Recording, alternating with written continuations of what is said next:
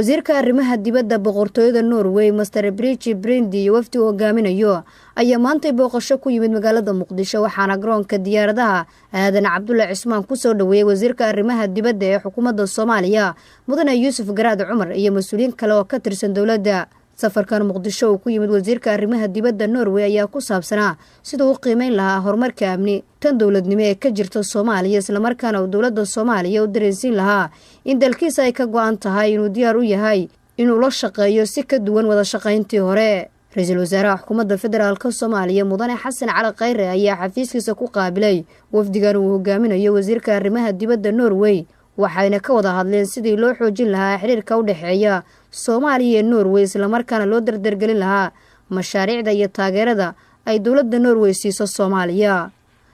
Ra'iisul Wasaaraha Xukuumadda Federaalka Soomaaliya Mudane Xasan Cali Khayre ayaa kulanka kadib wasiirka arrimaha dibadda Norway u geeyay madaxweynaha Jamhuuriyadda Federaalka Soomaaliya Maxamed Cabdullaahi Farmaajo halka oo ay kulan guud ku wada qaateen madaxweynaha ra'iisul wasaaraha iyo wafdiga ka socday dawladda Norway. madaxweynaha Jamhuuriyadda Federaalka Soomaaliya Maxamed Cabdullaahi Farmaajo oo shir gudoomiye kulanka ayaa dawladda Norway uga mahad celiyay taageerada ay siiso Soomaaliya loona baahan yahay inay qayb ka noqoto sidii dadka Soomaaliyeed looga faa'iideyn lahaa fursad ay haystaan.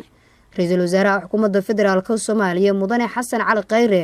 oo warbaahinta la hadlay markii uu soo idlaaday kulanka u dhaxeeyay madaxda dawladda iyo wafdiga ka socday Norway ayaa sheegay in dawladda Norway ay ka go'an tahay in Soomaaliya ay si toos ah ula shaqeyso isla markaana ay gacan ka siiso horumarinta dhaqaalaha iyo dib u dhiska dalka.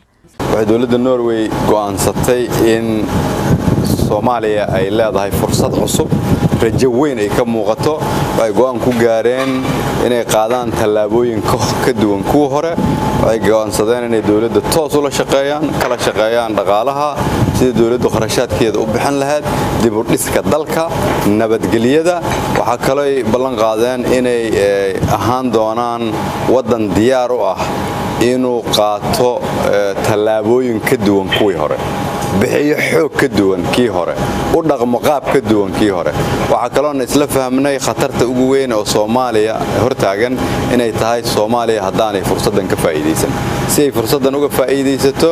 waxay dawladda Norway ballan qaaday inay garab istaagi doonto. Mudane Xasan Cali Khayre ra'iisul wasaaraha dalka ayaa tilmaamay in dadka iyo dalka Soomaalida ay haystaan fursad weyn oo qaali ah una baahan ka faa'iideysi si ay u hirgashana shacabka iyo dawladda looga baahan yahay inay yeeshaan wada shaqayn ku dhisan isla xisaabtan toosin iyo turxaan bixin. intaas ka sokow dadka Soomaaliyeed meel walba ay joogaan waxaan u sheegayaa adduunyadu way u soo jeedaa Soomaaliya adduunyadu waxay diyaar u tahay inay wax nala qabato ay nala shaqaysato sida annagu aan u rabno dadkan in wax loogu qabto in nala ku qabto dadka Soomaaliyeed waxaan u sheegayaa intaasoo sano ayaan ahayn dhibaato ku jirnay intaasoo sano ayaan dagaal ku jirnay ummadda Soomaaliyeed waxaan ka codsanayaa inaad u soo istaagtaan dalkiina sidii dib loogu dhisi lahaa gacmaha isqabsataan maantaan fursad haysanaa